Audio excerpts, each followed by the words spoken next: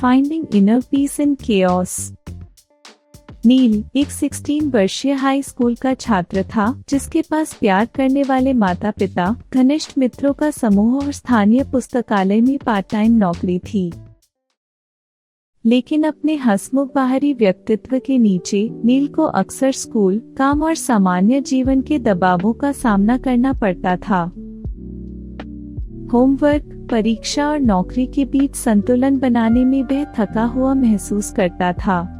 वह कभी कभी छोटी छोटी बातों पर अपने दोस्तों और परिवार पर झल्ला उठता था, जिससे बाद में उसे और भी बुरा महसूस होता था। नील अपनी भावनाओं पर नियंत्रण पाने और शांति पाने के लिए तरस रहा था। एक तनावपूर्ण दोपहर में नील ने अपने दादाजी से मिलने का निर्णय लिया, जो शहर के बाहरी इलाके में रहते थे। उनके दादाजी अपनी बुद्धिमत्ता और शांत स्वभाव के लिए जाने जाते थे, एक ऐसे व्यक्ति जो हमेशा सही समय पर सही शब्द बोलते थे। नील को उम्मीद थी कि वह मदद कर सकते हैं। बस से थोड़ी दूर की यात्रा के बाद नील अपने दादाजी के घर पहुंच गया। उसने उन्हें बगीचे में पाया, जहां वे धीरे धीरे गुनगुना रहे थे और फूलों को पानी दे रहे थे। नील के परेशान चेहरे को देखकर उसके दादाजी ने गर्मजोशी से उसका स्वागत किया और सुझाव दिया कि वे पास के पार्क में टहलने चलें।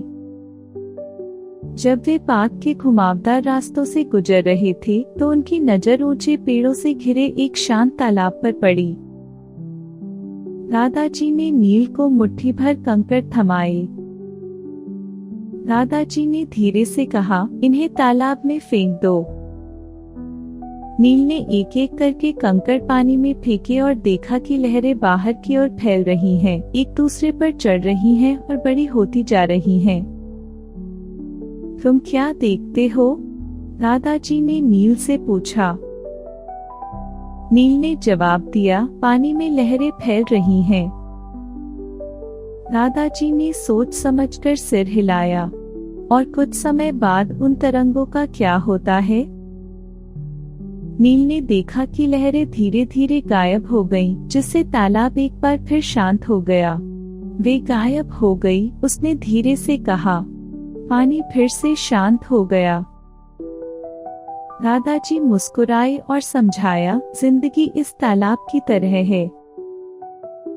हमारी समस्याएं इन कंकड़ों की तरह हैं, वे लहरें पैदा करती हैं जो हमारी शांति को भंग करती हैं। लेकिन अगर हम पीछे हटें और धैर्यपूर्वक प्रतीक्षा करें, तो हम देखेंगे कि ये व्यवधान अस्थायी हैं।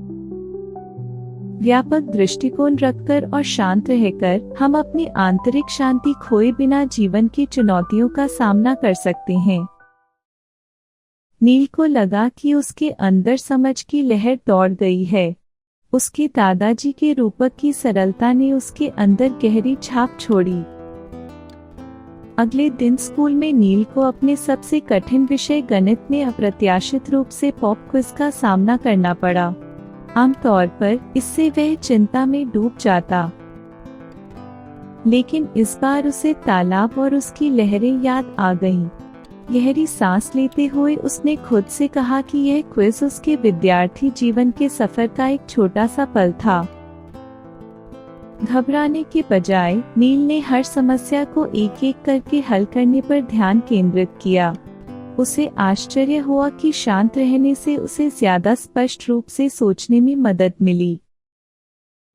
अगले कुछ सप्ताहों में नील ने इस नए दृष्टिकोण को अपने जीवन के अन्य क्षेत्रों में भी लागू करना शुरू कर दिया। जब दोस्तों के साथ मतभेद उत्पन्न होता था तो वह आवेगपूर्ण प्रतिक्रिया करने के बजाय उनकी भावनाओं को सुनने और समझने के लिए रुकता था। उन्होंने चुनौतियों को, जैसे कठिन कार्यभार या कामकाज, बोझ के रूप में नहीं बल्कि सीखने और बढ़ने के अवसर के रूप में देखा। धीरे धीरे लेकिन निश्चित रूप से नील ने अपने आसपास बदलाव महसूस किया। दोस्तों और परिवार के साथ उसके रिश्ते बेहतर हो गए क्योंकि बहसें कम होने लगी। कुछ सप्ताह बाद जब नील अपने दादाजी के घर गया तो तालाब के पास खड़ा होकर उसकी शांत सतह को देखकर मुस्कुराया। अब वह जानता था कि जीवन में उतार चढ़ाव आते रहेंगे और चले जाएंगे, लेकिन आंतरिक शांति ऐसी चीज थी जिसे वह हमेशा बनाए रख सकता था। एक शांत मन और व्यापक दृष्टिकोण जीवन की चुनौतियों को विकास और आंतरिक शांति के अवसरों में बदल सकता है।